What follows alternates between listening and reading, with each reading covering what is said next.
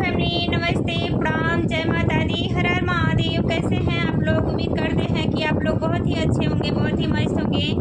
स्वागत है आप सभी का मन्नी मिश्रा के लोकगीत पर।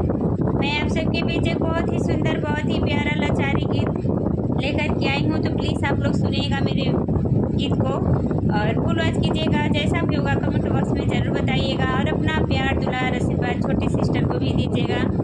तो चलिए मैं सुनाती हूँ आप सभी को, आप सभी लोग से जय माता दी।